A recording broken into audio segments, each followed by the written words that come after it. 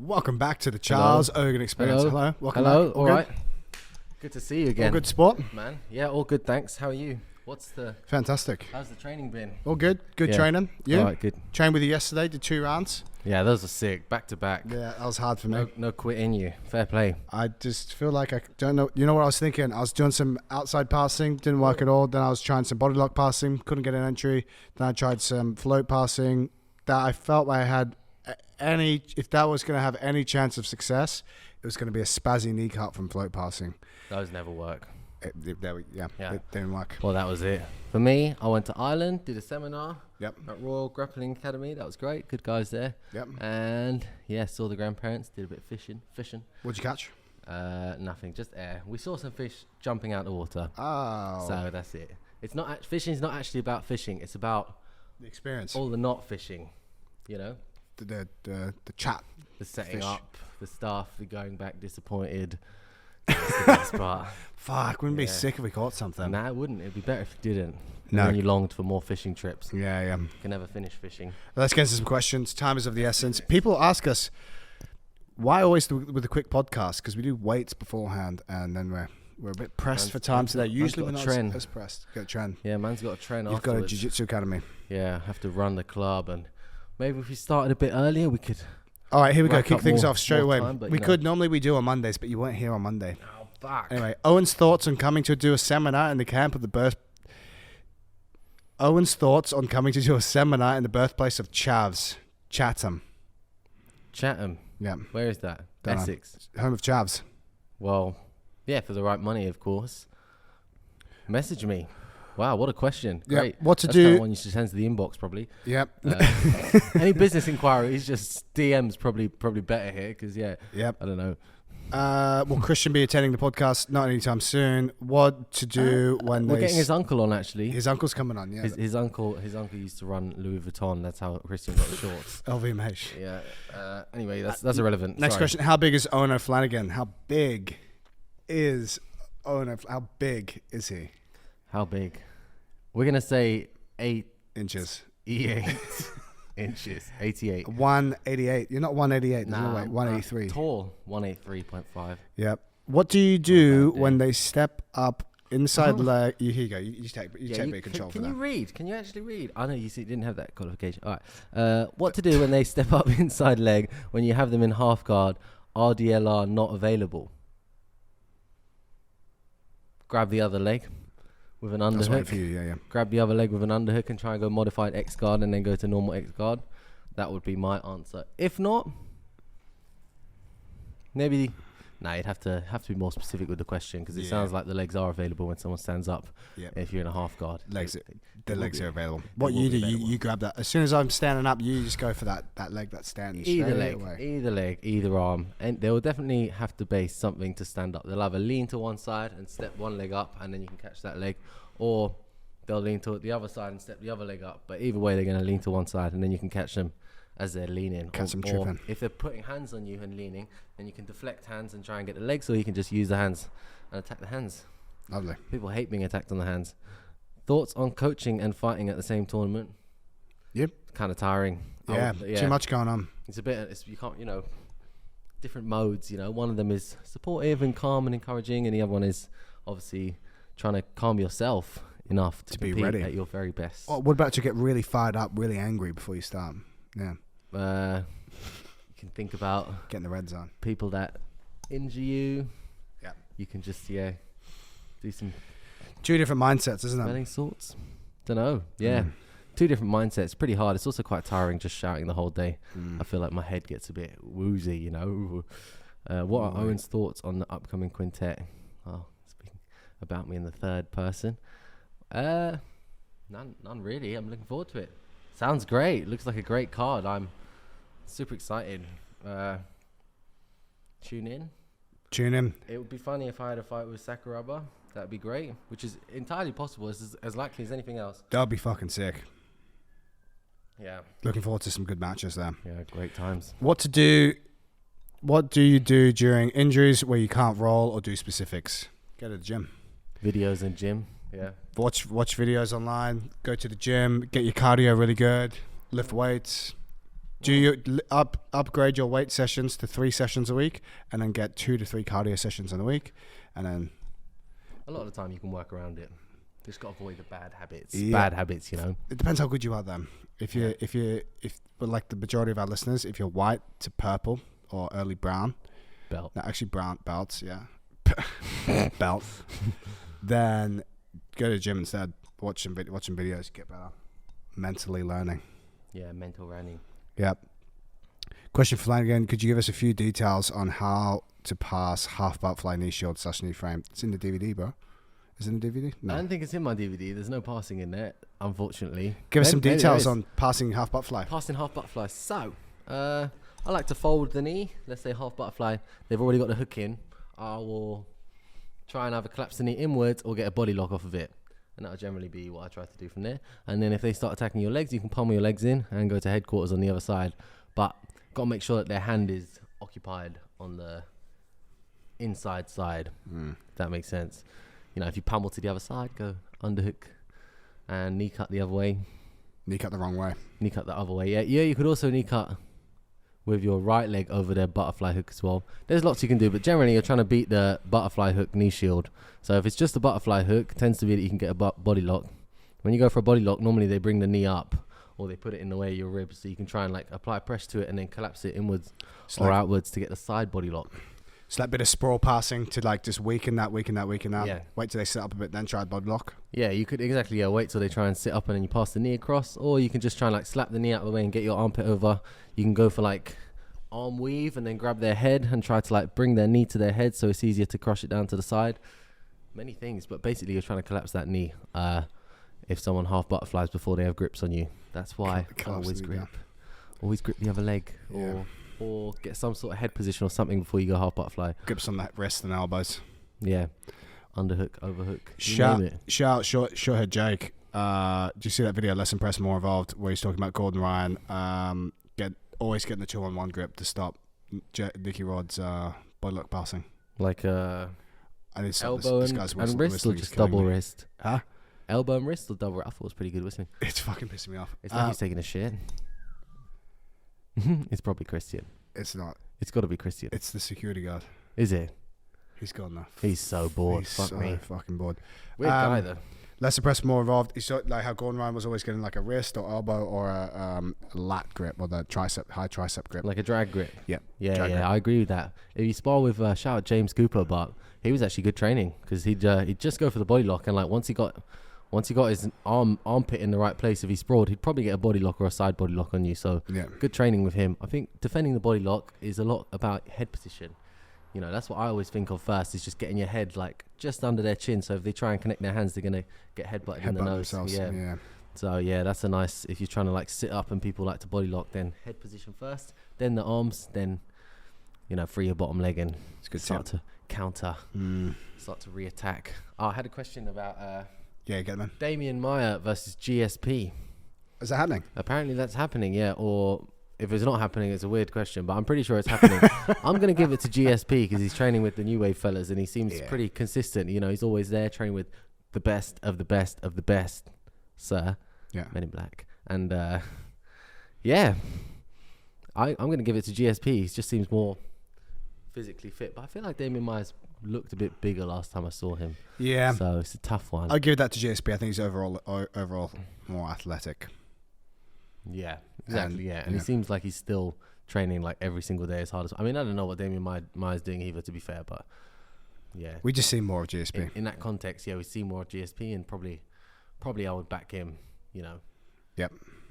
Then again, it might be foolish to say that Damian Maia is he's fucking good, bro. Good, yeah, machine. He's fucking Would good. have to watch some of the other matches actually to make a proper judgment call. Otherwise, I'm just talking at me ass. Hard to say. Yeah, hard to say. I'd probably predict GSP though. Yeah, That's my same. prediction. He's a winner. How to get better cardio for BJJ outside of sparring? Hard to do. You need to get on an assault bike. It's nose breathing. Watch our last podcast where we talk about nose breathing, or the one before. That's a legit thing. I feel like my cardio has actually improved having done so. But it's very hard to do because nothing is going to replicate what sparring feels like, especially when you're in the shit. You want to be very strong, first of all, and then do some conditioning. But I think, what do you think? Since you start, way to do cardio for jiu-jitsu? Yeah, I think it's probably Weights? Supersetting weights? supersetting weights. Yeah, because then you get per exercise, per move you do is easier. So be strong enough. Also, like, depends how heavy the people you're sparring with is. So I feel like it's very subjective, lesson to lesson. And the easiest thing would be to get better technically. And you can also tactically try and be more conservative with your energy, whether you're playing top or bottom. For sure. So probably if you just went as hard as you could from start to finish, you would get tired regardless. At any level. Yeah, at any level. So there's no one that can just go, like they say. Like, people that look like they're just going, it's either like, I'll tell like someone like Roberto Jimenez, to me, probably has like one of the best cardios in the game. He looks like he's always gone hard. Yeah, like he keeps going, but he might also be like extremely efficient in all his movements and just like very like, yeah, maybe like aerobically good cardio, whereas not necessarily like muscle endurance like that. Some people at the highest level of sport, which he's at, you just get some of the freaks, like some freak roles or rugby players literally don't produce lactate until a certain point, and they just have like a delayed onset of that. Yeah. So like that could be this gentleman, that like Roberto Jimenez, he could be like a case where he just doesn't build up lactate at a certain level. Or they just don't notice and they just like, they're feeling sick, but they carry on. So yeah, but yeah, that's not what you're really trying to achieve. Probably if it's sparring, it's going to be mostly just being more efficient with your techniques, or like doing fewer techniques and choosing them better. For sure. So if you're just always wrestling up, then you might be doing like the right move, or whatever, but you're going to get more tired than a guy. The classic jiu-jitsu answer. Yeah. Get better at jiu-jitsu. Yeah, and then if you just want to be more, I mean, you just do it in a cardio way. The only thing is like, you're more likely to get injured if you try really hard with cardio every time. I know that. Yeah. So there you go. Yeah, or you'll injure someone else, so just like, even worse, get your finger in their eyes. Or need them in the face. That happens actually.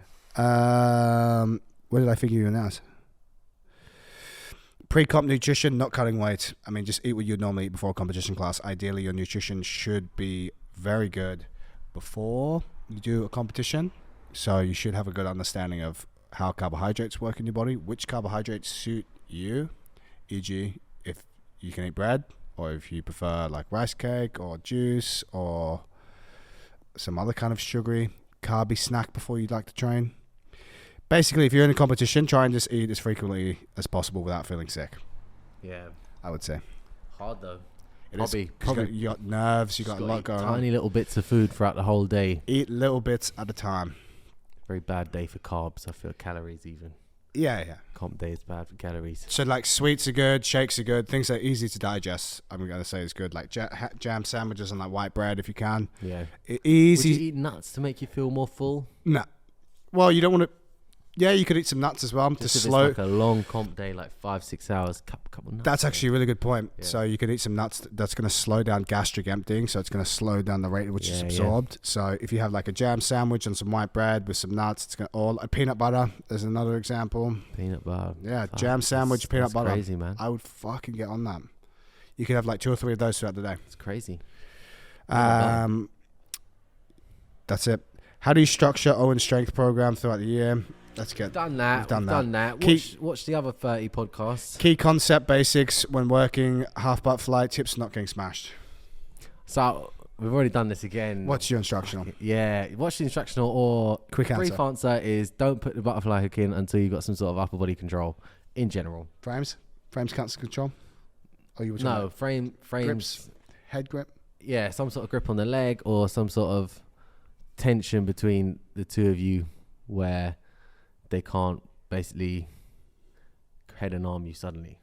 They can't body lock you. If you put the butterfly hook in, then you commit your knee to that level. If their shoulder is above the knee, you need to be able to either block their underhook or have a leg or something, or deflect their underhook. Their tight waist on that side.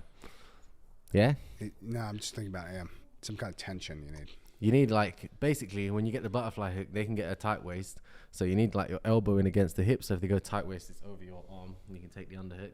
Or just thinking about how I'm fucking trying to pass your fucking guard. Even if I'm like hand on hip, you're always getting that fucking swing the leg over. Yeah, that's a goodie. Swing the leg over, get a good flexible left leg, and just keep pummeling it in. Yeah, until someone leg drags you on the other side. How would Owen go against Craig Jones or Nicky Rod? Hopefully we'll find out. Yes, we'll find out in quintet. That'd be great. Yeah. Nicky Rod seems like a injury machine. Very tiring one to roll against. Yeah, you could say that. What's your go-to if you're in top mount and your partner is super tight hands and elbows? Well, it can't be super tight hands. And I mean, if their elbows are in, then I'll normally push the wrist to the outside and try and pin their hands to the side. And if their elbows are out and the hands are in, then I'll normally try and walk their elbows up. It's going to be one or the other. That's it. That's my 2 cents. That's actually a good 2 rule pence. set. There you go. There you go. That's easy a great money. rule set. It's just game. Free game. Could do a reel on that. Yeah, maybe you should. Top 5 instructionals that help your game. That helped my game. Yep. I haven't watched actually that many that I could. All right, so Eddie Cummings, the one on Jiu-Jitsu. God, Been through that. We've said that one before, haven't we? Times. The Mikey Musumeci Barambola one. Gordon's guard one. I think he's got a couple, but the supine and the seated, both of them. And I mean, Lachlan's instructionals. He's good. Who else? Craig. Who else? Many, yeah. There's too many to choose from. Yeah. Or Flanagan, half butterfly guard. That one's fucking sick. I haven't actually watched it start to finish, other than when we actually did it, so I couldn't tell you. But money's still coming in for that, so fair play. Whoever's keep buying them. Whoever's buying that, you just they're buying it. They're learning. Buy more copies if you can. Make a new account. Buy the same. You do have a good half butterfly. It's annoying, especially on the slippery mats where you can't. I fucking hate it. I can't do anything. I can't do anything. Fucking do. Does strength play a big role in jiu-jitsu? Yes. Fuck yeah. Yeah, it does. Fuck yeah. Tell me why. I've never actually thought of that. Guess you can just do things that people can't. You're stronger. Yeah. That's it, really. Never considered it. Yeah. You can just do things that to weaker people. Yeah. And people will seem weaker to you if you're stronger than them. Yeah. And like, it will translate into you being able to do things that you physically could not do to other people. Yeah. I think your point about practicing reps, like, of moves and be able to, like, stay on the mats for longer is key. Like, let's say you're, like, you could, if you're stronger, you can spar for longer. More goes. You get more goes at things. It's like if you go to the fairground ride and you've only bought one ticket. Great analogy. You might win that one thing, but you ultimately the rest of them you've lost because you don't have enough. Or if you go paintballing, you run out of paintballs, you're just a sitting duck. There you have it. Yep. You ever been paintballing, Charles? No, I haven't, Owen. Have you not? No. Fucking, have you not? We should go. No, I haven't. Really? We should go. Wow, yeah, we should go. Okay, we should go. We should go. Okay. You have to wear this suit. It's like full body and black, and then they give you an apple, and you just like only nose breathe with the apple in your mouth. and like some teams will have an apple, and some will just have like. Is that every like paintball? an onion or like a lemon stuffed in? Got it. That's the one anyway. I went to some farm and they had us doing that. Oh, yeah. You got the onion. A lot of people watching with big hats. Yeah. Ascot or something. It was sick. They run around this track with this apple in our mouths. It's intense. How good should you be at each belt, or top 3 things for each belt to focus on? We should try and answer the more ridiculous questions as seriously as possible. How good to be at each belt? So at white belt, you should be completely shit, and then like terrible. And then as soon as you start to get like athletic enough that you present normal problems for people without thought, This is actually a good answer, to be fair. And then purple belt, you start to actually create problems for blue and white belts that are like calculated, right? And like, let's say you won't be able to set up moves, but if you see a move or a 2-piece with a soda, you'll be able to set it up. You'll get that. Brown belt is more like, rounding out the game and getting a bit. Oh, that's okay. What? Fuck, I was on a roll. And brown belt, you like, just a bit more overall consistent, good, maybe a bit more positional dominance. And also you introduce the leg locks traditionally at that belt. Although, let's be real, belts don't mean shit. But let's just say, back in the day, if they did mean something, this is what it would mean to me. And then black belt is like, you're very experienced at all. Well versed. You're well versed in everything. You could teach, basically. It's all about teaching to me as well. Like, the belts don't matter. Yeah, but if you were to say give the belt a meaning, it would be your ability to teach. That's what Helio said. Told me directly. That's actually a good answer. Your ability to teach. Your ability to teach. So a blue belt would be able to teach, let's say, a closed guard armbar, but a white belt would not be able to teach it properly, nor probably even apply it. Yep. So there you go. There you go. Moves at each belt. Doesn't matter. It's hard too to say, hard isn't to it? I say. think white belt, you want to escape positions and control dominant positions, and all the in between bit will sort itself out from people just making their own mistakes. Yep. And you're And capitalizing. And you're capitalizing. Capital.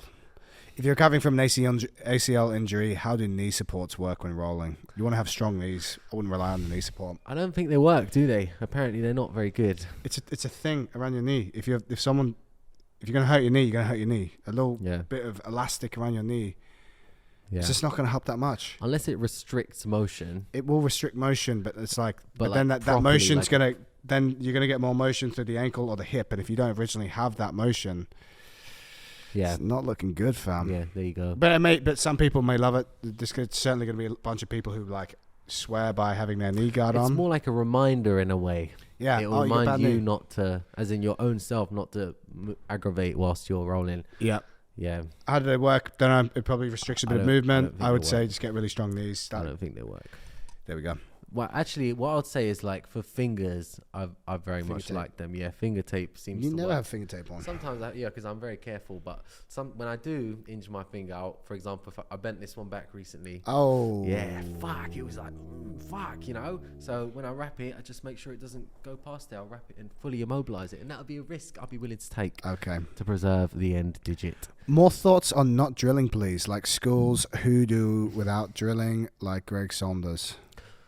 Yeah, it's not drilling at all, but it's just not not drilling like a robot. So, for example, I did some drilling today, but it was like, all right, let me figure some shit out. Not just like here's a move I'm gonna try like 50 times, whilst you just sit there and give me the same reaction. Like if you watched the video that we put up on Instagram, there's a point in that video, if you make it a minute through, which you should, because you should watch the whole thing, where you have two fellas just practicing a leg drag, and one fella is completely on his back doing nothing. Yeah. That drilling.